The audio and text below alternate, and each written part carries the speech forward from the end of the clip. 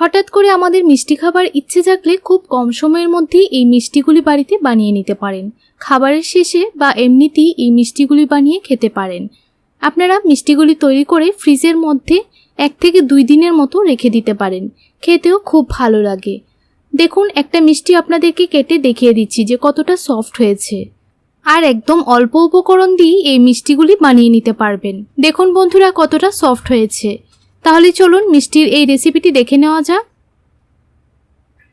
এখানে আমি একটা ফ্রাইং প্যানের মধ্যে 1 লিটার দুধ নিয়ে নিলাম। আপনারা চাইলে গুঁড়ো দুধ দিয়েও কিন্তু এই মিষ্টিগুলি বানিয়ে নিতে পারেন।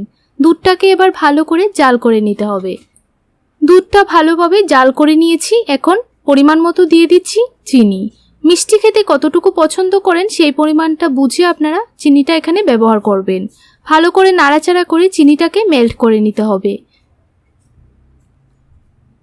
5 মিনিটের মতো নাড়াচাড়া করে মেল্ট করে নিয়েছি। এখন এখান থেকে আমি অল্প একটু দুধ একটা বাটির মধ্যে নামিয়ে নিচ্ছি। প্রায় 500 গ্রামের মতো দুধ একটা বাটির মধ্যে নামিয়ে নিলাম। আর এখানে একটা বাটির মধ্যে 2 টেবিল স্পুন দিয়ে দিলাম কর্নফ্লাওয়ার। এখন নর্মাল জল দিয়ে আমি কর্নফ্লাওয়ারটাকে গুলে নিয়েছি। আপনারা যদি এখানে গরম জল ব্যবহার করেন তাহলে কিন্তু একদম দানা দানা হয়ে যাবে। দেখুন, ভালো করে গুলে নিয়েছি। এখন একটা সাইড করে রেখে দেব। এখন আমি দুধের মধ্যে কর্নফ্লাওয়ার গুলা জলটা দিয়ে দিলাম। অনবরত নাড়াচাড়া করে দুধটাকে একটু ঘন করে নিতে হবে। গ্যাসের ফ্লেমটাকে লোতে রেখে অনবরত দুধটাকে নাড়তে হবে। দেখুন কতটা ঘন হয়েছে। এখন একটা সাইড করে রেখে দেব। যখনই এরকম হয়ে যাবে তখনই নামিয়ে নিতে হবে। এখন নিয়ে নিলাম 6 পিস পাউরুটি।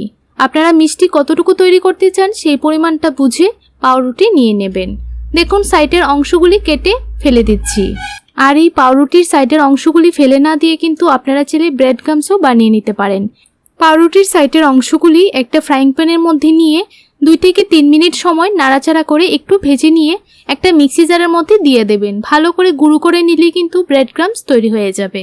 এখন একটা পাউরুটির টুকরো নিয়ে নিলাম আর উপর থেকে দুধের যে মালাইটা তৈরি করে রেখেছি সেই মালাইটা দিয়ে দিলাম। তারপর উপরে আরেকটা পাউরুটির টুকরো দিয়ে এইরকমভাবে প্রেস করে দিতে হবে। তারপর চাকু দিয়ে মাঝখান থেকে কেটে দিতে হবে। সেমভাবে আমি সবগুলি মিষ্টি তৈরি করে নেব। দেখুন, একটা মিষ্টি আপনাদেরকে দেখিয়ে দিচ্ছি যে খেতে কতটা লোভনীয় লাগছে। এখন বাকি দুধটার মধ্যে আমি অল্প একটু মালাই দিয়ে দিচ্ছি। ভালো করে এখন একটা চামচ দিয়ে মিশিয়ে নিতে হবে। দেখুন, ভালো করে মিশিয়ে নিলাম আর কতটা ঘন হয়েছে আপনারা দেখেই বুঝতে পারছেন। এখন সবগুলি মিষ্টির উপর এই মালাইটা আমি দিয়ে দিচ্ছি। সবগুলি মিষ্টির উপর ভালো করে মালাইটা দিয়ে 2 থেকে 3 ঘন্টার জন্য ফ্রিজের মধ্যে রেখে দেবেন। তাহলে কিন্তু খেতে খুবই ভালো লাগবে। দেখুন, ভালো করে সবগুলি মিষ্টির উপর মালাইটা দিয়ে দিলাম।